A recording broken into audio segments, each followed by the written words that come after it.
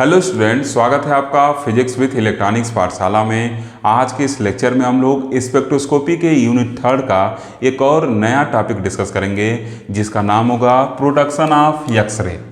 इसके पहले हम लोग स्पेक्ट्रोस्कोपी के यूनिट 3 में 2 लेक्चर देख चुके हैं। जो पहला लेक्चर था वो इंट्रोडक्शन टू एक्सरे करके था और फिर उसके बाद nature and property of X-ray को भी हम लोग डिस्कस कर चुके हैं। ठीक, तो आप लेक्चर को सीरीज वाइज देखिए। ओके, आपको किसी भी पेपर का, चाहे क्लासिकल हो, चाहे क्वांटम हो, चाहे स्टैटिस्टिकल हो, चाहे स्पेक्ट्रोस्कोपी हो, इन चारों में से किसी पेपर का अगर कोई लेक्चर चाहिए तो आप डिस्क्रिप्शन बॉक्स में जाइए, वहाँ प्लेलिस्ट बना के लिंक दिया गया है, वहाँ क्लिक करिए। वहाँ क्लिक करके जो भी वीडियो अपलोड है उनको आप आसानी से पढ़ सकते हैं। ठीक, तो अब देखिए हम लोग प्रोडक्शन ऑफ एक्सरे की बात करेंगे कि एक्सरे कैसे प्रोड्यूस होता है। ठीक, तो देखिए एक्सरे 2 तरीके से प्रोड्यूस किया जा सकता है। पहला जो प्रोसेस है वो क्या है, बाय रोंगटन ट्यूब, या इसको हम क्या कहते हैं, बाय ग्लास ट्यूब, और दूसरा जो है बाय कूलिस ट्यूब। ठीक, दूसरा कूलिस ट्यूब के हेल्प से प्रोड्यूस किया जा सकता है। ठीक, तो इंट्रोडक्शन टू एक्सरे में बताया था कि एक्सरे वगैरह कैसे मिला था। ठीक, तो उस पर डिटेल में नहीं चर्चा कर रहा हूँ। उम्मीद है कि आप इंट्रोडक्शन टू एक्सरे वाला लेक्चर देख चुके होंगे। ओके, तो जब एक्सरे को रोंगटन साहब ने अपने लैब में कैथोड रे की प्रॉपर्टी को स्टडी करते हुए टाइम पाया था, तो उन्होंने देखा कि जो एक्सरे मिल रहा था उस एक्सरे की इंटेंसिटी और साथ ही साथ उसकी फ्रीक्वेंसी कंट्रोल नहीं हो पा रही थी। ठीक, उसकी इंटेंसिटी और फ्रीक्वेंसी जो थी वो आसानी से कंट्रोल नहीं हो पा रही थी। तब रोंगटन साहब द्वारा इस खोजे गए एक्सरे की इस इंटेंसिटी और फ्रीक्वेंसी को कंट्रोल करने के लिए कूलिस साहब ने क्या किया, इस रोंगटन ट्यूब में कुछ मॉडिफिकेशन किया और एक नए तरीके का ट्यूब बनाया जिसको कूलिस ट्यूब कहते हैं, और उसके थ्रू उन्होंने एक्सरे प्रोड्यूस किया। और जो एक्सरे मिला कूलिस ट्यूब के थ्रू, उस एक्सरे की इंटेंसिटी और फ्रीक्वेंसी को आसानी से कंट्रोल किया जा रहा था, मतलब आसानी से कंट्रोल किया जाने लगा। क्लियर है चीज़? क्या मैं बताया, जब ये लैब में क्या किए थे, रोंगटन साहब एक्सरे प्रोड्यूस किए थे, इंट्रोडक्शन टू एक्सरे में बताया था आपको। ठीक, तो जब ये लैब में एक्सरे प्रोड्यूस किए थे, नई नई चीज़ कोई मिलती है तो उसके बारे में स्टडी करने में कुछ टाइम लगता है। ये तो अचानक से एक्सरे खोज दिए, लेकिन जब देखा गया ना तो उस एक्सरे का जो इंटेंसिटी था और फ्रीक्वेंसी, देखिए इंटेंसिटी मतलब आप ऐसे कह सकते हैं, नंबर ऑफ फोटान भी इसको कह सकते हैं, नंबर ऑफ फोटान भी कह सकते हैं। ठीक, अभी आगे डिटेल में बताएंगे। और दूसरा इसकी फ्रीक्वेंसी, ये फ्रीक्वेंसी न्यू, तो ऐसे आप देखिए पढ़े हैं E = H न्यू। ठीक, फ्रीक्वेंसी बढ़ना है घटना मतलब एनर्जी बढ़ना है घटना, फ्रीक्वेंसी को कंट्रोल करना मतलब एनर्जी को कंट्रोल करना। और एनर्जी किस पे डिपेंड करेगी, मतलब एनर्जी पे क्या डिपेंड करेगा, पेंटेशन पावर, कि कितना वो पेनिट्रेट करेगी, पेंटेशन पावर, एनर्जी, मतलब ये तीनों एक दूसरे से क्या है, रिलेटेड है। तो अगर मैं फ्रीक्वेंसी कहूँ, चाहे एनर्जी कहूँ, चाहे पेंटेशन पावर कहूँ, तो आपको कंफ्यूज नहीं होना। फ्रीक्वेंसी कंट्रोल करने मतलब क्या, डायरेक्टली रिलेटेड है ना, तो हम ये भी कह सकते हैं एनर्जी कंट्रोल करना। एनर्जी कंट्रोल करने मतलब क्या, पेंटेशन पावर को कंट्रोल करना, बढ़ाना घटाना, ये सब चीज़ें। ठीक, तो आपको कंफ्यूज नहीं होना। ओके, तो जब रोंगटन साहब ने क्या किया, एक्सरे खोजा, तो जो एक्सरे मिला, ठीक, वो जो एक्सरे था उसके इंटेंसिटी को तथा साथ ही साथ फ्रीक्वेंसी कहिए, चाहे एनर्जी कहिए, चाहे पेंटेशन पावर कहिए, उसको आसानी से कंट्रोल नहीं किया जा पा रहा था। ठीक, तो कूलिस साहब आए और फिर क्या किए, वो इसमें कुछ मॉडिफिकेशन किए। जो रोंगटन ट्यूब या जो ग्लास ट्यूब था उसमें उन्होंने कुछ मॉडिफिकेशन किया और फिर उन्होंने एक ट्यूब, उस ट्यूब में मॉडिफिकेशन करके एक नया ट्यूब बनाया जिसको हम लोग क्या कहते हैं, कूलिस ट्यूब कहते हैं। ठीक, और उसके हेल्प से उन्होंने क्या किया, एक्सरे को प्रोड्यूस किया। और जब कूलिस ट्यूब के थ्रू कूलिस साहब ने एक्सरे को प्रोड्यूस किया, उन्हीं के नाम पे कूलिस ट्यूब पड़ा, जैसे रोंगटन साहब के नाम पे रोंगटन ट्यूब ना, वैसे उनके नाम पे कूलिस ट्यूब पड़ा। ठीक, तो जब उन्होंने कूलिस साहब ने कूलिस ट्यूब के हेल्प से जब एक्सरे प्रोड्यूस किया, तो उन्होंने पाया कि इस ट्यूब से एक्सरे को प्रोड्यूस करने पर एक्सरे की इंटेंसिटी और फ्रीक्वेंसी, एनर्जी, चाहे पेंटेशन पावर, कुछ भी कहिए, कंट्रोल किया जा पा रहा था। ठीक, मतलब इस कूलिस ट्यूब के हेल्प से जो एक्सरे मिल रहा था उसकी इंटेंसिटी और फ्रीक्वेंसी आसानी से कंट्रोल किया जाने लगा। ठीक, तो इस तरीके से आगे इस कूलिस ट्यूब के हेल्प से एक्सरे प्रोड्यूस किया जाने लगा। ठीक, तो आज का जो लेक्चर होगा उसमें मेन फोकस हम लोग का कूलिस ट्यूब पर ही होगा। क्लियर है चीज़। रोंगटन ट्यूब, देखिए जब कोई चीज़ खोज जाती है ना तो नई नहीं रहती तो उसमें तमाम स्टडी होती है। तो रोंगटन साहब ने एक्सरे खोजा तो फिर देखा गया कि इसकी इंटेंसिटी फ्रीक्वेंसी कंट्रोल नहीं हो रही, फिर उस पर स्टडी वगैरह हुआ और फिर क्या किया, कुली साहब ने एक अपना ट्यूब बनाया, मतलब अपने तरीके से एक इसमें रोंगटन साहब के ट्यूब में मॉडिफिकेशन करके एक अपने नए तरीके से ट्यूब वगैरह बनाया, नए तरीके से प्रोसेस समझिए ऐसे अपनाया एक्सरे को प्रोड्यूस करने का, और उन्होंने एक्सरे की इंटेंसिटी और फ्रीक्वेंसी को कंट्रोल करके दिखा दिया।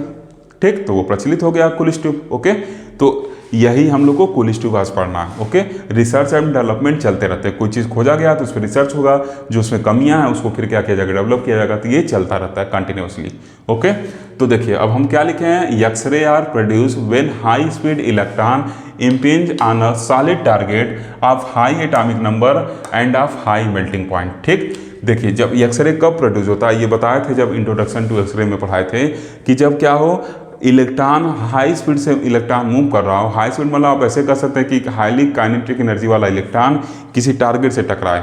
ठीक, वो टारगेट क्या होना चाहिए, हाई एटॉमिक नंबर का होना चाहिए और हाई मेल्टिंग पॉइंट रखना चाहिए। क्यों ऐसा कर रहे हैं, अभी आगे जब फिगर बनाएंगे तो उसमें ये चीज़ समझाएंगे। ठीक, तो उस पर जब टकराता है, इम्पिंच करना वाला आप ऐसे करिए, उस पर जब उसका कोलिजन होता है तो क्या होता है, वहाँ से एक्सरे प्रोड्यूस होती है। ठीक, अभी आगे डिटेल में इस लाइन को समझाएंगे, घबराइए मत, थोड़ा पेशेंस रखे रहिए। ओके, अब देखिए फिर क्या कहें, there are basically two methods by which the production of x ray can be done. देखिए जनरली क्या है, दो मेथड है जिसके हेल्प से एक्सरे को प्रोड्यूस किया जा सकता है। पहला क्या है, लिखा गया this method are as follows. पहला क्या है, बाई रोंगटन ट्यूब या उसे कहते हैं बाई ग्लास ट्यूब। ठीक, और दूसरा क्या है, बाई कुलिस ट्यूब, दूसरा कुलिस ट्यूब की हेल्प से। ठीक, अब देखिए ग्लास ट्यूब हम लोग को पढ़ना नहीं है, रोंगटन ट्यूब हम लोग को नहीं पढ़ना, हम लोग का फोकस कुलिस ट्यूब पे रहेगा। ओके, तो देखिए the glass tube is rarely used because it has two important drawback. पहला जो ड्रॉबैक क्या है, द इंटेंसिटी एंड दूसरा क्या, फ्रीक्वेंसी। ठीक, मतलब the intensity and frequency of X-ray obtained, जो इस ग्लास ट्यूब द्वारा एक्सरे मिल रहा था उसका इंटेंसिटी और फ्रीक्वेंसी क्या हो रहा था, इजीली कंट्रोल नहीं किया जा पा रहा था, इस वजह से ये रियरली यूज होता है। ठीक, जो अधिकतर यूज होता है उसको हम लोग पढ़ेंगे, कौन सा पढ़ेंगे, कुलिस ट्यूब हम लोग पढ़ेंगे। ठीक, तो अब इसको मैं कुलिस ट्यूब लिखूंगा, कुलिस ट्यूब कैसे प्रोड्यूस होता है उसको लिखूंगा और फिर आपको एक्सप्लेन करूंगा। क्लियर, क्यों नहीं ये रोंगटन ट्यूब यूज होता है, क्योंकि इसमें जो एक्सरे प्रोड्यूस हो रहा था उसकी इंटेंसिटी और फ्रीक्वेंसी कंट्रोल नहीं हो पा रही थी। ठीक, आप भी जब कोई नया नया चीज़ सीखते हैं तो क्या होता है, उस पर जब बहुत ज़्यादा स्टडी करते हैं तब ना आपको पता चलता है कि हाँ इसमें ये चीज़, जैसे आप मान लीजिए बुक पढ़ रहा है तो एक बार पढ़ेंगे तो आपको समझ में आएगा, फिर दो बार पढ़ेंगे, तीन बार पढ़ेंगे तो अच्छे समझ में आता है। तो ये तो रोंगटन साहब अचानक से खोजे थे, तभी ये पूरा उस पर परिपक्व थे नहीं कि कैसे ये कंट्रोल वगैरह होगा, तो फिर कुलिस साहब ने उसको क्या किया, स्टडी वगैरह करके उसको कंट्रोल किया। ठीक, तो हम लोग कुलिस ट्यूब को पढ़ेंगे। ओके,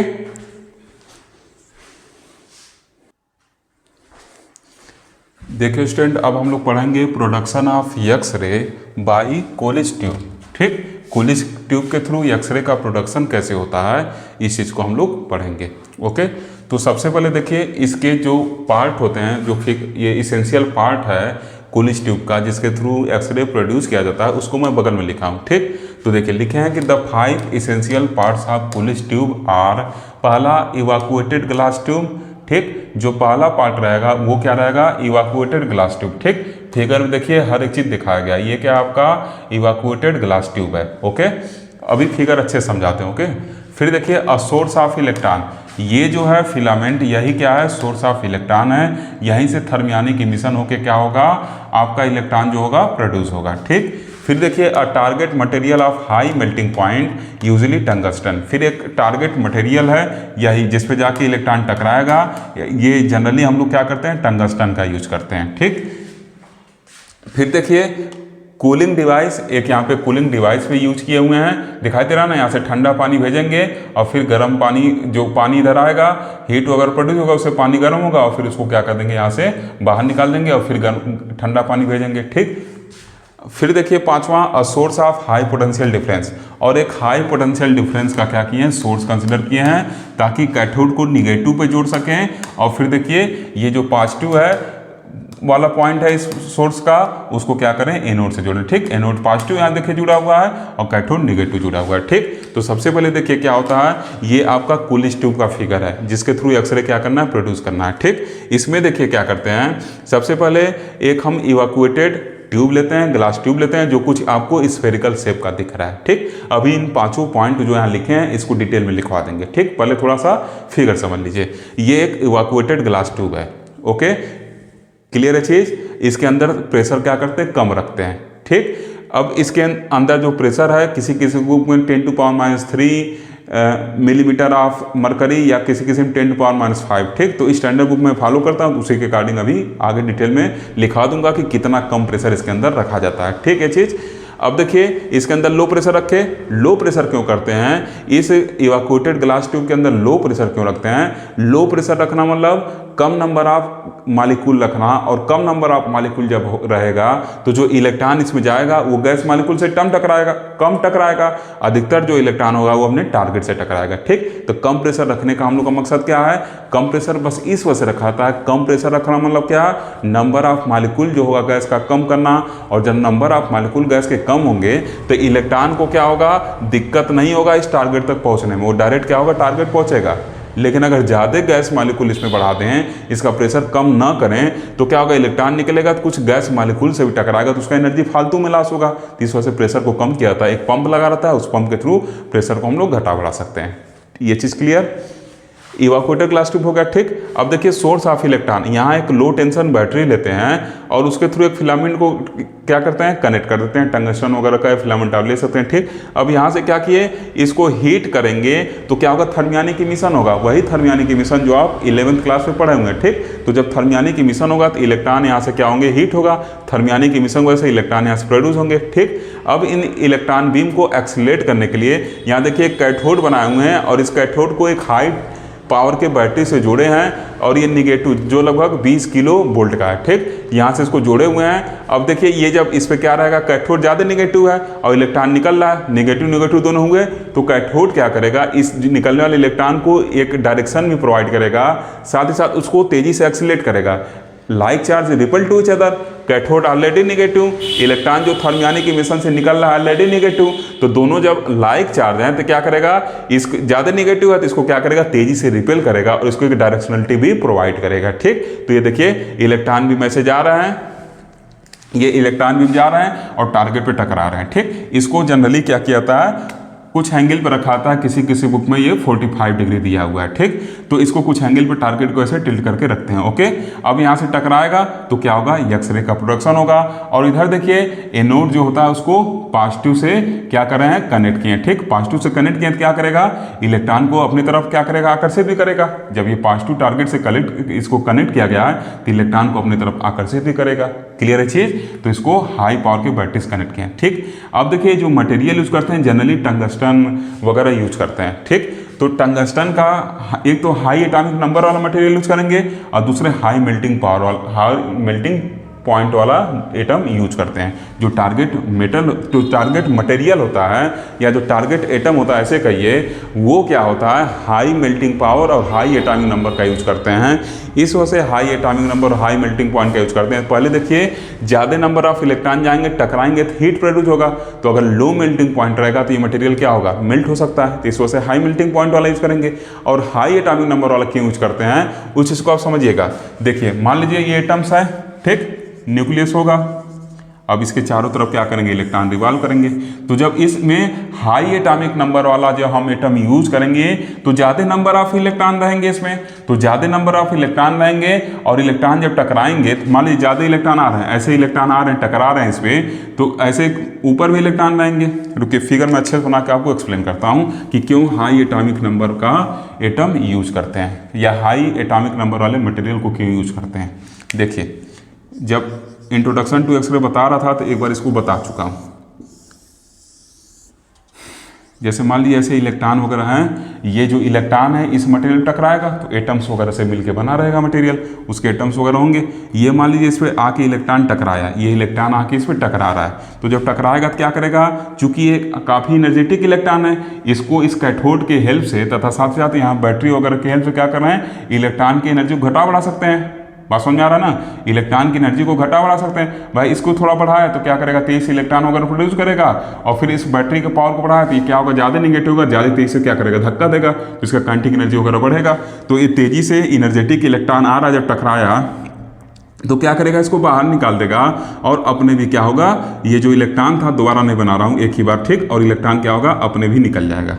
चलिए बना ही देता हूँ। इलेक्ट्रॉन अपने भी निकल गया और जो यहाँ पे इलेक्ट्रॉन था उसको भी निकाल दिया और यहाँ पे क्या हो गया, होल क्रिएट हो गया।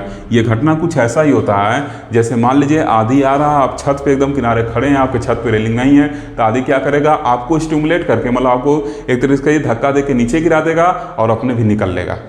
तो आप खाली थे, अब वहाँ वैकेंसी क्रिएट हो गई, कोई नहीं रहेगा। तो ऐसे यहाँ पे भी होता है, एक्सरे के प्रोडक्शन में भी होता है। इलेक्ट्रॉन टकराया इस इलेक्ट्रॉन पे, जो हाई एनर्जेटिक इलेक्ट्रॉन से टकरा रहा ना, इस पर टकराया, अब यहाँ पे खाली जगह पैदा कर दिया, अपने भी निकल गया, इलेक्ट्रॉन को भी निकाल दिया।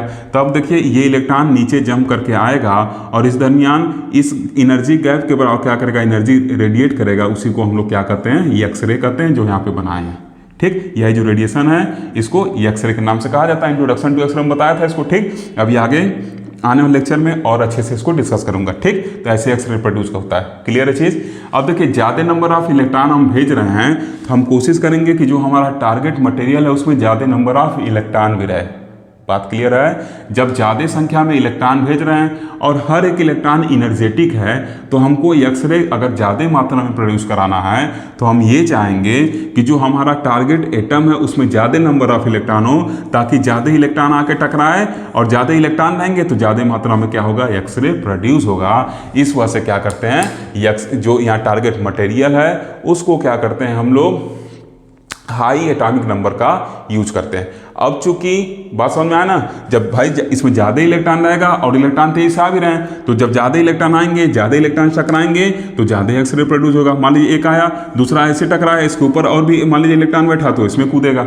इस तरह तमाम। तीसरा हाई एटॉमिक नंबर मीन्स क्या, हाई एटॉमिक नंबर करने का मतलब क्या है, उसमें इलेक्ट्रॉनों की संख्या भी ज़्यादा होगी। आपको पता है ना कि जब हाई एटॉमिक नंबर करेंगे तो उसमें इलेक्ट्रॉन की संख्या भी ज़्यादा होगी। ये चीज़ पढ़े ना,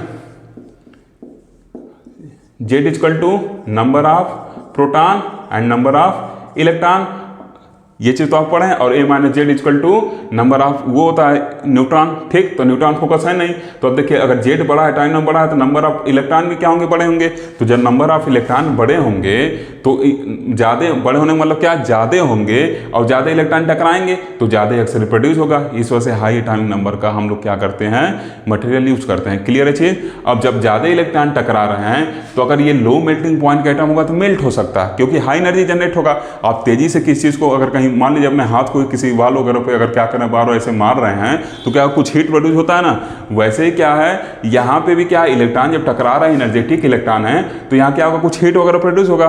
तो अगर इसका मेल्टिंग पॉइंट इस टारगेट मटेरियल का हम कम रखेंगे तो मेल्ट हो सकता है। तो उससे बचने के लिए हाई मेल्टिंग पॉइंट के एटम को भी यूज करते हैं। तो जो जनरली यूज किया जाता है मोलिब्डेनम, ये टंगस्टन वगैरह यूज करते हैं। क्लियर, दोनों चीज क्लियर ना, कोई डाउट नहीं ना। हाई एटॉमिक नंबर क्यों यूज करते हैं और हाई मेल्टिंग पॉइंट क्यों यूज करते हैं, आपको क्लियर हो गया। ठीक, तो ये एटम यूज करते हैं। अब देखिए ये बहुत एक्सेस अमाउंट में हीट वगैरह जनरेट होगा, तो इस टारगेट को सुरक्षित रखने के लिए क्या करते हैं, एक कूलिंग डिवाइस लगाते हैं। और ये आपका कूलिंग डिवाइस है, इधर से ठंडा पानी भेजेंगे, ऐसे ये कापर का ऊपर का होता है, ऐसे अभी लिखवाएंगे डिटेल में तो आपको सब समझ आएगा। ये कापर का ऐसे होता है, उसके अंदर क्या करते हैं, ऐसे इसको भेजते हैं, ठंडा पानी को भेजेंगे तो जो बाहर ये हीट वगैरह जनरेट हुआ वो क्या होगा, ये कापर की हेल्प से क्या होगा, ये पानी गर्म होगा और गर्म पानी को फिर इधर से निकालते हैं और फिर ऐसे ठंडा पानी भेजते रहते हैं। ठीक, अभी डिटेल में जब लिखवाएंगे ना तो हर एक चीज़ आपको क्लियर होगा। फिगर थोड़ा सा समझ लीजिए। क्लियर है चीज। इसको ठंडा वगैरह रखने के लिए क्या करते हैं, ठंडा पानी भेजते हैं, ताकि जो हीट एक्सेस जनरेट हुआ है तो क्या होगा, यहाँ से पानी गर्म होगा तो हीट कुछ पानी को ट्रांसफर हुआ इधर से और फिर गर्म पानी निकालेंगे, फिर ठंडा पानी भेजेंगे, ऐसे भेजते रहते हैं। क्लियर, क्लियर है चीज़। और ऐसे एक्सरे क्या होता है, प्रोड्यूस होता है। इसको कुछ एंगल पे रखते हैं, जनरली बुक में ये 45 डिग्री दिया है, कुछ बुक में 45 डिग्री दिया है, ताकि एक डायरेक्शन में हम एक्सरे को पाएं।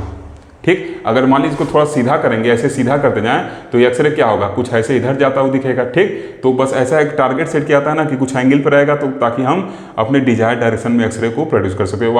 वास्तव में क्या होगा, हर एक डायरेक्शन में एक्सरे यहाँ से प्रोड्यूस होगा। जब टकराएगा तो हर एक डायरेक्शन में एक्सरे प्रोड्यूस हो गया। तो बस समझने के लिए दो डायरेक्शन बनाए ना, तो कुछ ऐसा इसको ऐसे रखा गया ताकि इधर हम एक्सरे को देख सकें। ठीक, सीधा रखेंगे तो क्या होगा, जब टकराएगा तो क्या होगा, ये जरूरी है, जब ये सीधा ऐसे होगा तो ये भी क्या होगा, इधर की तरफ जाएगा। ठीक, तो जनरली हम लोग क्या करते हैं, इसको 45 डिग्री पे रखते हैं, या किसी किसी बुक में एंगल नहीं दिया देता है कि समय कुछ एंगल पे क्या किया जाता है, इसको रखा जाता है। क्लियर है चीज़। जैसे आप न्यूटन रिंग याद करिए, न्यूटन रिंग पढ़े होंगे ना, उसमें भी क्या करते हैं, जो हम लोग रखते थे ग्लास वगैरह, वो क्या करते थे, ऐसे कुछ 45 डिग्री पर रखते थे, आपको याद होगा, ताकि यहाँ इंसिडेंट हो और फिर नीचे क्या हो, इंसिडेंट हो, ठीक, और नीचे से फिर क्या हो, ऊपर की तरफ जाए, जिसको हम लोग ट्रेवलिंग माइक्रोस्कोप की हेल्प से देख सकते थे। न्यूटन रिंग वाला अरेंजमेंट आप देखे होंगे, कुछ ऐसा, ऐसे लाइट आता था, टकराता था, यहाँ ऐसे रखा रहता था और फिर यहाँ से ऐसे ऊपर जाता था। तो कुछ ऐसे ही समझिए इस चीज़ को, ऐसे 45 डिग्री रखा गया ताकि एक डिजायर्ड डायरेक्शन में हम एक्सरे को क्या कर सके, यहाँ फाइंड आउट कर सकें। Is it clear? क्लियर है चीज़? ओके। अब क्या करेंगे, नेक्स्ट सेशन में हम लोग एक एक पार्ट को डिस्कस करेंगे, ठीक। ये हाई पोटेंशियल डिफरेंस का सोर्स भी यूज किए हैं, ठीक। अभी देखिएगा लास्ट में वीडियो बताएंगे भी कि कैसे हम लोग इसमें इंटेंसिटी और फ्रीक्वेंसी को कंट्रोल कर सकते हैं। ओके,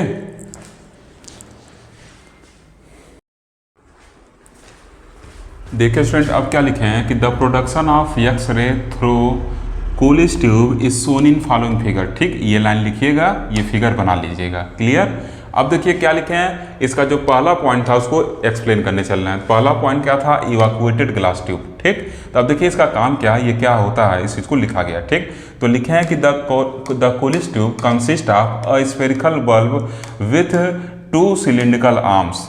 देखिए ये क्या है, स्फेरिकल शेप में है, एक स्फेरिकल बल्ब और इसके साथ 2 सिलिंड्रिकल आर्म है, दो एक दूसरे के अपोजिट हैं, एक इधर है एक इधर है, ठीक। तो वही लिखे हैं arms extending out on opposite side, जो ये क्या है, इधर एक है, एक इधर एक्सटेंड वाला इधर बढ़ा हुआ है, एक इधर बढ़ा हुआ है, ठीक। Out of which one is cathode arm, जिसमें से एक कैथोड आर्म है। इधर वाला जो है ये आपका क्या, इधर वाला जो आर्म्स है ये क्या आपका कैथोड आर्म है, ये आपका कैथोड आर्म है। और इधर वाला जो आर्म है आपका क्या है, ये एनोड आर्म है, ठीक। अगर आप चाहें लिख सकते हैं, अदरवाइज जब एनोड इधर है दूसरी को एनोड आर्म कहेंगे, तो अंडरस्टूड है, ठीक। एनोड फॉर्म देखिए लिख दे रहे हैं, एनोड आर्म, ओके। तो अब देखिए ये चीज़ आपको क्लियर। अब देखिए फिर क्या लिखा गया है, anode arm of hard glass, ठीक। ये काफ़ी हार्ड ग्लास का बनाया जाता है, within which there is a high vacuum of about 10⁻³ millimetre of Hg, जिसके अंदर 10⁻³ मिलीमीटर ऑफ Hg का एक वैक्यूम क्या करते हैं, हम क्रिएट करते हैं, ठीक। किसी किसी बुक में 10⁻⁵ है, ठीक, लेकिन जो स्टैंडर्ड बुक है उसमें 10⁻³ है, ठीक। अब आप देख लीजिएगा कि आपके कॉलेज के सर लोग क्या इसको बता रहे हैं, ओके। अब फिर देखिए दूसरा कर रहे हैं कि अ सोर्स ऑफ इलेक्ट्रॉन्स। अब क्या चाहिए, एक सोर्स ऑफ इलेक्ट्रॉन चाहिए, जो यहाँ पे दिख रहा है आपको। तो क्या लिखे हैं, a tube consist of a tungsten filament F which is heated. ये क्या है, एक ट्यूब है जिसमें क्या है, टंगस्टन फिलामेंट है, जिसको क्या कर रहे हैं, हीट कर रहे हैं from low tension battery, from a low tension battery जिसका वोल्टेज 5 से 10 वोल्ट रखते हैं। और जो क्या होता है, वायरिंग करंट, मतलब इसमें करंट को बढ़ा घटा सकते हैं, ठीक। व्हेन जब 5 से 10 वोल्ट का रख रहे हैं तो वोल्टेज का रेंज है, तो करंट का कुछ रेंज होगा, करंट भी वेरी करा सकते हैं जब वोल्टेज का अलग अलग रेंज रखे हैं। ये तो क्लियर है, बात समझ में आ रहा है ना। जब वोल्टेज का अलग अलग रेंज है तो करंट का अलग अलग रेंज होगा, तो इसी वजह से 5 to 10 लिखा गया ताकि करंट को अपने इच्छानुसार वेरी वगैरह करा सकें और इंटेंसिटी वगैरह को कंट्रोल वगैरह कर सकें। अभी आगे डिटेल में जब कैसे इंटेंसिटी और फ्रीक्वेंसी कंट्रोल का पढ़ाएंगे तो उसमें बताएंगे, ठीक।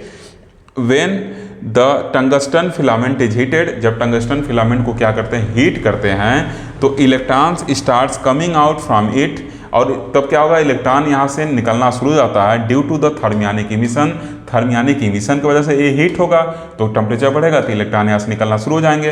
हुज नंबर पर second depends on the temperature of filament, कितने इलेक्ट्रॉन पर सेकेंड निकल रहे हैं वो इसके टेम्परेचर पर क्या करेगा, डिपेंड करेगा, ठीक। ये देखिए ट्यूब के अंदर है तो इसमें लिखा गया कि tube consist of tungsten filament, देखिए लिखा गया है ना, तो ये क्या ट्यूब के अंदर है ना, तो इसी वजह से ऐसा लिखा गया कि tube consist of tungsten filament, ठीक। ये चीज़ क्लियर है, कुछ ऐसा, ये एक पॉइंट हम लोग पढ़े और एक इसके बारे में पढ़ लिए, ठीक। अब अगला हम क्या पढ़ेंगे, मटेरियल वगैरह के बारे में, कूलिंग डिवाइस वगैरह के बारे में क्या करेंगे, आगे पढ़ेंगे, ठीक। तो आगे बढ़ें, ओके।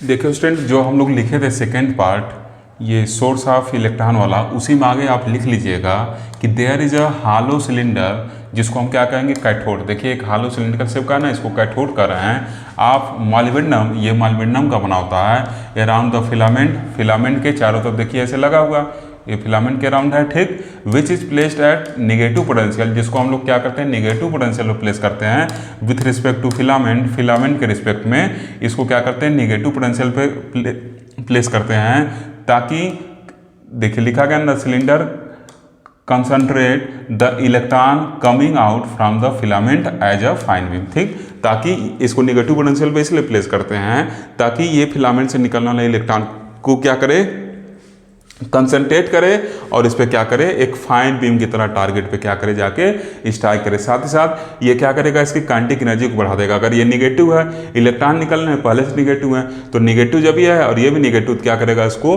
तेजी से क्या करेगा, रिपेल करेगा, मतलब इसकी एनर्जी को तेजी से क्या करेगा, बढ़ाएगा। क्लियर। अब देखिए जो थर्ड पार्ट है, ये क्या लिखा हुआ, third part a target material of high melting point. एक टारगेट मटेरियल हम यूज करते हैं जो यहाँ पे देखिए बना हुआ है, ये हाई मेल्टिंग पॉइंट का होता है। क्यों होता है अभी बताए थे आपको, ठीक। It is made of tungsten या मॉलिब्डेनम। ये जो टारगेट मटेरियल है ये टंगस्टन का भी हो सकता है, मॉलिब्डेनम का भी हो सकता है, which has high atomic number, या आप इसको हाई एटॉमिक वेट भी कह सकते हैं, ठीक। हाई एटॉमिक नंबर कहिए चाहे हाई एटॉमिक वेट कहिए। एंड हाई मेल्टिंग पॉइंट, देखिए दो बार लिखा गया ना, high melting point inclined at 45 degree, ठीक। एक डिजायर्ड डायरेक्शन में एक्सरे को देखने के लिए, मतलब एक्सरे को फाइंड आउट करने के लिए इसको 45 डिग्री पर क्या कर दिए हैं, उसको इंक्लाइन कर दिए हैं to the path of electron. Electron का जो पाथ है उससे इसको 45 डिग्री पर क्या किए हैं, इंक्लाइन कर दिए हैं। This target attach to a heavy copper block, इसको क्या किए, एक हैवी कॉपर ब्लॉक से क्या किए, सब देखिए अटैच किया गया है, ठीक। दिस इज कॉल्ड एनोड और टारगेट, ठीक। इसी को हम लोग क्या कहते हैं, एनोड और टारगेट कहते हैं, ठीक। इधर का जो आर्म्स है ये एनोड आर्म्स है, ठीक। तो इसमें क्या होंगे, एनोड वगैरह होंगे। इसको कॉपर से क्या किए हैं, इसको अटैच किए हैं, ठीक। देखिए the anode should have following characteristic. Anode की क्या क्या कैरेक्टरिस्टिक है, तो पहला देखिए हाई एटॉमिक वेट कहिए चाहे एटॉमिक नंबर कहिए, आपको पता है ना, जब जेड बढ़ेगा तो ए भी उसके करस्पॉन्डिंग बढ़ते हैं, जैसे एटॉमिक नंबर बढ़ता है एटॉमिक वेट भी बढ़ते जाता है, तो इसमें आपको डाउट होना ना चाहिए। High atomic weight to produce hard X-ray, ठीक। जितना ज़्यादा एटॉमिक नंबर वाला या एटॉमिक वेट वाला यूज़ करेंगे तो उतना ज़्यादा एनर्जेटिक इलेक्ट्रॉन वगैरह क्या होंगे, मिलेंगे, तो क्या होगा, हार्ड एक्सरे वगैरह प्रोड्यूस होगा, ठीक। जब हाई एनर्जी रहेगा तो ज़्यादा एक्सरे पेनिट्रेट करेगा तो वो हार्ड एक्सरे रहेगा, ठीक। और जब क्या होता है, कम एनर्जेटिक रहता है जो एक्सरे होता है उसको सॉफ्ट एक्सरे कहते हैं, ठीक। ये चीज़ क्लियर।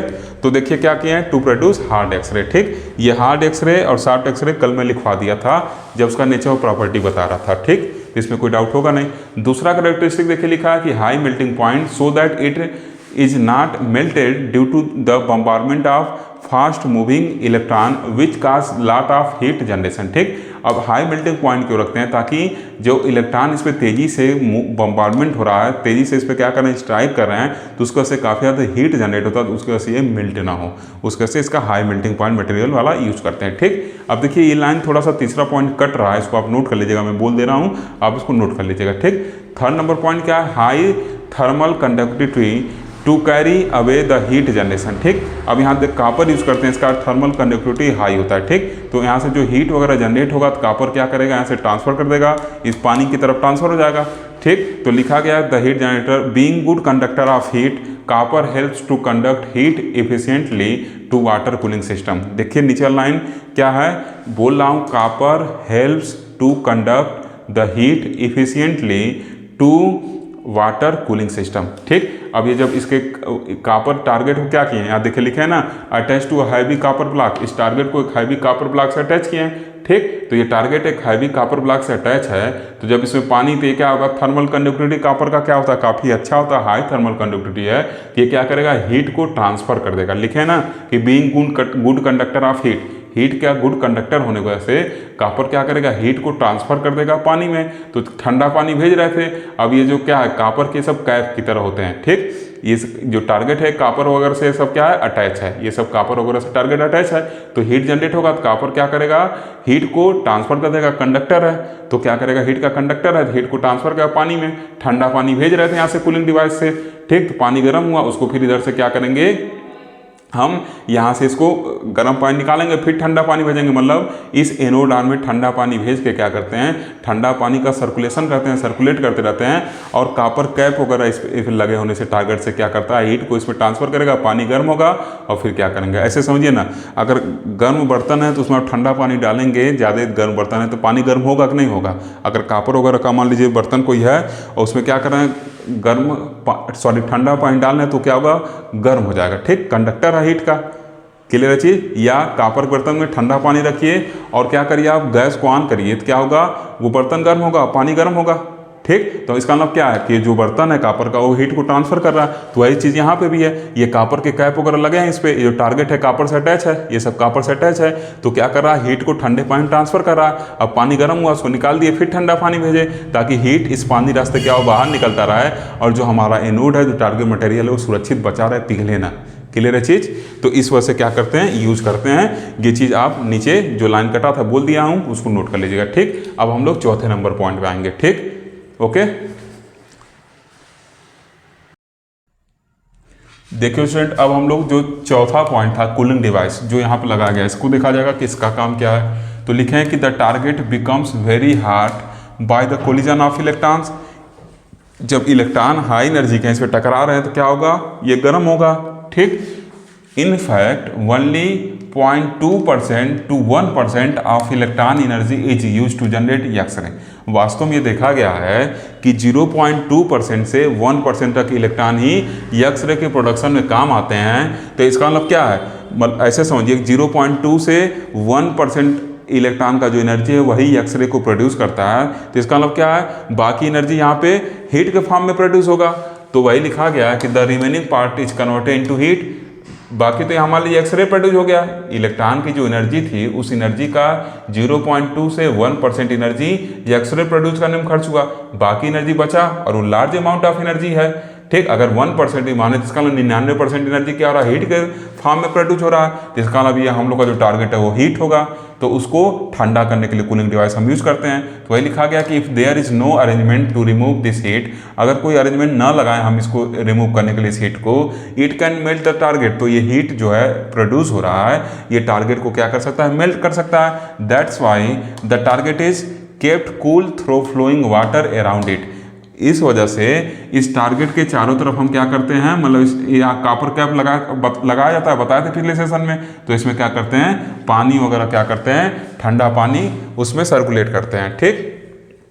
तो ये लिखा गया flowing water around it in hollow copper tube. ठीक। ये देखिए क्या है, कॉपर ट्यूब से टारगेट कनेक्टेड है, बीच में हालो, तभी तो पानी भरना है, बीच में खोखला है। ठीक। Therefore the cooling device is essential in production of X-ray। इस वजह से ये जो कूलिंग डिवाइस है, ये इधर का जो पार्ट है कूलिंग डिवाइस है। ठीक। ये एक्सरे के प्रोडक्शन में क्या है, इसेंशियल है। ठीक। अगर आप चाहें तो इसको ऐसे इधर लिख सकते हैं कि ये क्या है, कूलिंग डिवाइस है। ठीक। वैसे इतना तो सफिशिएंट है, आप समझ रहे होंगे। ओके। अब देखिए लास्ट पॉइंट, ये जो सोर्स यूज कर रहे हैं हाई पोटेंशियल डिफरेंस का, वो क्यों यूज किया है। तो देखिए a source of high potential difference of about 20,000 volt is applied across the filament and the target. ठीक। या आप ऐसे कह सकते हैं कैथोड और एनोड के बीच क्या करते हैं, अप्लाई करते हैं। आप ऐसे कहिए फिलामेंट या टारगेट के अक्रॉस हम क्या करते हैं, 20,000 वोल्ट का पावर सप्लाई देते हैं। ठीक। अब देखिए फिर लिखे हैं keeping the target positive. Target क्या हम लोग का एनोड है।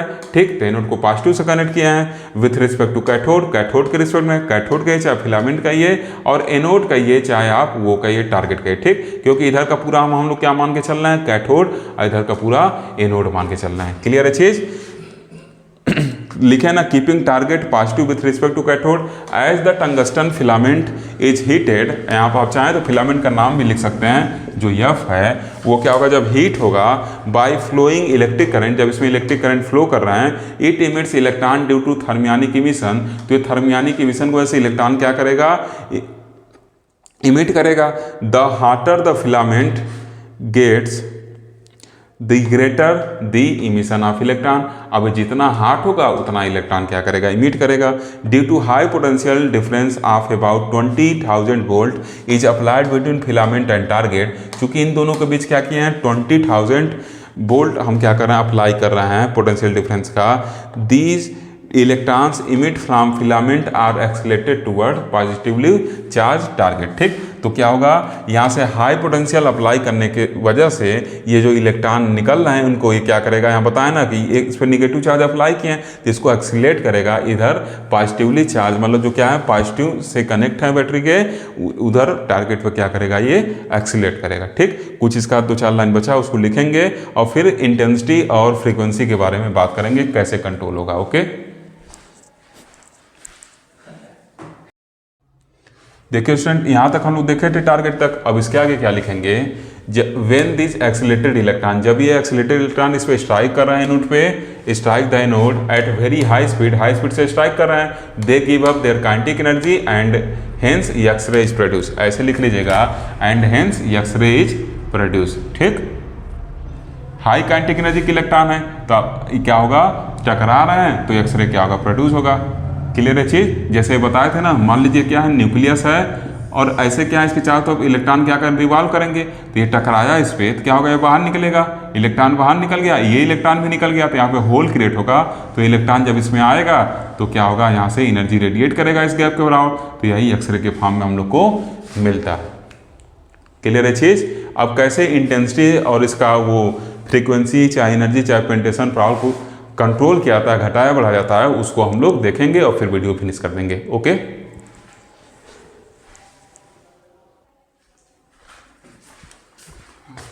अब देखिए क्या लिखे हैं, in Coolidge tube the intensity and frequency, intensity and frequency, frequency को हम स्टार्टिंग बताए थे क्या कह सकते हैं, पेनिट्रेटिंग पावर कह सकते हैं या एनर्जी भी कह सकते हैं एक्सरे का। ठीक, तो वही लिखे हैं कि the intensity and frequency of x ray can be easily controlled. ठीक, पहला पॉइंट जो इंटेंसिटी कैसे कंट्रोल किया जाएगा, तो देखिए लिखा गया कि the intensity of X-ray depends upon the number of electron striking target per second. ठीक, जो number of electron per second इस टारगेट पर टकरा रहे हैं वही इंटेंसिटी होता है। This number can easily be change by changing the filament voltage. अब देखिए यहाँ से इस वोल्टेज पे डिपेंड करेगा, ये वोल्टेज बढ़ेगा टेम्परेचर बढ़ेगा, ज़्यादा इलेक्ट्रॉन पर सेकंड प्रोड्यूस होंगे। ठीक, तो इस वोल्टेज को या आप ऐसे कहिए इस फिलामेंट के अक्रॉस वोल्टेज को घटा के या बढ़ा के हम पर सेकेंड यहाँ से प्रोड्यूस होने वाले जो थर्मियान्स होंगे जिसको हम इलेक्ट्रॉन कर रहे हैं उनको घटाया बढ़ाया जा सकता है। ठीक, तो जब इलेक्ट्रॉन की संख्या पर सेकेंड डिक्रीज होगी तो एक्सरे की इंटेंसिटी डिक्रीज होगी, और जब इलेक्ट्रॉन की संख्या पर सेकेंड इंक्रीज होगी तो इंटेंसिटी इंक्रीज होगी, जिसको आसानी से हम यहाँ से कंट्रोल कर सकते हैं, वही लिखा गया है। ठीक, कि this number can easily be change by changing the filament voltage. ठीक, and increasing filament voltage increase the number of thermions. Thermions मतलब इलेक्ट्रॉन जो थर्मियानिक इमिशन से प्रोड्यूस हो रहे हैं तो उसको हम थर्मियान्स भी कह सकते हैं। ठीक, तो वही लिखा है कि an increase in filament voltage increase the number of thermions and hence intensity of x rays increase. ठीक, एक्सरे की इंटेंसिटी इस नंबर ऑफ इलेक्ट्रॉन जो पर सेकेंड इस फिलामेंट से प्रोड्यूस हो रहे हैं उस पर डिपेंड करेगी। तो अगर इसके क्रॉस वोल्टेज बढ़ा रहे हैं, ज़्यादा हीट होगा फिलामेंट तो ज़्यादा थर्मियान्स मतलब ज़्यादा इलेक्ट्रॉन पर सेकेंड निकलेंगे तो इंटेंसिटी क्या होगी, इसकी बढ़ जाएगी। और अगर इस वोल्टेज को डिक्रीज कर रहे हैं तो इसका मतलब कम हीट होगा, कम टेम्परेचर होगा, कम थर्मियान्स, कम इलेक्ट्रॉन पर सेकेंड प्रोड्यूस होंगे तो इस एक्सरे की इंटेंसिटी क्या होगी, डिक्रीज हो जाएगी। तो ऐसे हम क्या कर सकते हैं, इस चीज़ को कंट्रोल कर सकते हैं। क्लियर है चीज़। फिर देखिए दूसरा पॉइंट क्या है, इसका क्वालिटी, फ्रीक्वेंसी, पेनिट्रेटिंग पावर या एनर्जी जो होता है एक्सरे का उसको हम क्वालिटी कहते हैं, क्वालिटी ऑफ एक्सरे। तो ये लिखा है कि द क्वालिटी, ठीक, the quality ORR frequency, ORR penetrating power. ठीक, वो क्वालिटी में सब आते हैं। ठीक, ऑफ एक्सरे, नया वर्ड दिखा इस वजह से इसको इंक्लूड कर दिया। ठीक, of X-ray emitted depends upon energy of the bombarding electron. ठीक, उसका जो क्वालिटी होगा, उसका जो ये पेनिट्रेटिंग पावर होगा, उसका जो फ्रीक्वेंसी होगा, उसका जो एनर्जी होगा एक्सरे का, वो डिपेंड करेगा कि ये इलेक्ट्रॉन कितने एनर्जी से क्या कर रहे हैं, इस पे टकरा रहे हैं, किस पे, टारगेट पे। तो वह लिखा है depends upon the energy of bombarding electron. ठीक, the energy of bombarding electron can be varied by varying the potential difference between anode and the cathode. ठीक, और इस इलेक्ट्रॉन की एनर्जी को कैथोड या हैंडल कर रहा है तो इसके बीच पोटेंशियल डिफरेंस को घटा के या बढ़ा के हम क्या कर सकते हैं, वेरी करा सकते हैं। ठीक, अगर पोटेंशियल डिफरेंस बढ़ा रहे हैं, ज़्यादा निगेटिव होगा, ज़्यादा पॉजिटिव होगा, तेजी से ढकेलेगा, ये एनोड ज़्यादा पॉजिटिव तेजी से क्या करेगा, इसको अपनी तरफ इलेक्ट्रॉन को अट्रैक्ट करेगा, मतलब इस ज़्यादा तेजी से एक्सीलरेट होगा, ज़्यादा एनर्जी होगा तो एक्सरे का एनर्जी क्या होगा, ज़्यादा होगा। ज़्यादा एनर्जी इलेक्ट्रॉन टकराएंगे तो जल्दी जल्दी इलेक्ट्रॉन क्या करेंगे, बाहर ज़्यादा एनर्जी निकालेगा तो एक्सरे का एनर्जी को क्या कर देगा, इंक्रीज कर देगा। तो वही चीज़ लिखा गया। ठीक, if the voltage between the cathode and target increase, अगर कैथोड और टारगेट के बीच मतलब इन दोनों आर्म से वोल्टेज अगर क्या कर रहे हैं, इंक्रीज कर रहे हैं, या आप ऐसे कहिए the potential difference between cathode and target is increase, comma the kinetic energy of bombarding electron increase. तो जब इस पोटेंशियल डिफरेंस क्रिएट कर रहा है तो ये मोर नेगेटिव होगा, ये मोर पॉजिटिव होगा, तो इलेक्ट्रॉन को तेजी से रिपेल करेगा, जिसका कारण उसका काइनेटिक एनर्जी तेजी से बढ़ा। तो जब ज़्यादा एनर्जी जा रहा है तो ज़्यादा एनर्जी वाला एक्सरे प्रोड्यूस करेगा। ठीक, तो वही लिखे हैं कि increase, comma the kinetic energy of bombarding electron increase which in terms increase the penetrating power of X-ray. जो क्या करेगा, एक्सरे के पेनिट्रेटिंग पावर को क्या करेगा, बढ़ाएगा। अगर ज़्यादा तेज इलेक्ट्रॉन जाएगा तो एक्सरे को एनर्जी को बढ़ाएगा। तो ये एक्सरे का एनर्जी बढ़ना E=h होता है। एनर्जी का बढ़ना मतलब फ्रीक्वेंसी बढ़ना, और एनर्जी का बढ़ना मतलब क्या, इसके पेनिट्रेटिंग पावर का बढ़ना। ठीक, तो वही लिखा गया है कि in terms increase the penetrating power of x ray. अतः हम कह सकते हैं hence the quality of x ray, quality मतलब penetrating power, energy, frequency of x ray can be decrease और increase by decreasing the potential difference between ends of the tube. The potential difference applied, ऐसे लिख लीजिएगा, applied between the ends of the tube. ठीक, तो हम लोग ये कह सकते हैं कि इस दोनों एंड पर जो पोटेंशियल डिफरेंस है उसको घटाएंगे तो एनर्जी घटेगा, तो एक्सरे का एनर्जी घटेगा, एक्सरे की एनर्जी घटना मतलब फ्रीक्वेंसी घटना, पेनिट्रेटिंग पावर घटना। और अगर इसके पोटेंशियल डिफरेंस को बढ़ाएंगे तो क्या होगा, ज़्यादा तेज से इलेक्ट्रॉन एक्सलेट होगा तो इलेक्ट्रॉन की एनर्जी ज़्यादा होगा। इसका मतलब एक्सरे का एनर्जी ज़्यादा होगा, फ्रीक्वेंसी ज़्यादा होगा, फ्रीक्वेंसी ज़्यादा है, एनर्जी ज़्यादा है, पेनिट्रेटिंग पावर भी ज़्यादा होगा। ठीक, तो इस तरीके से इस कूलिज ट्यूब के थ्रू हम लोग कंट्रोल कर सकते हैं। ओके, तो आज के लेक्चर में हम लोग पूरे नोट्स के साथ देख लिए कि एक कूलिज ट्यूब के हेल्प से कैसे हम लोग एक्सरे प्रोड्यूस करेंगे और कैसे हम लोग इंटेंसिटी और फ्रीक्वेंसी को कंट्रोल कर सकते हैं। ओके, तो आज के लेक्चर में बस इतना ही। अगर आपको लेक्चर अच्छा लगा हो तो ज़रूर लाइक करिए, साथ ही साथ अपने दोस्तों तक ज़्यादा से ज़्यादा शेयर करिए। Thank you for watching.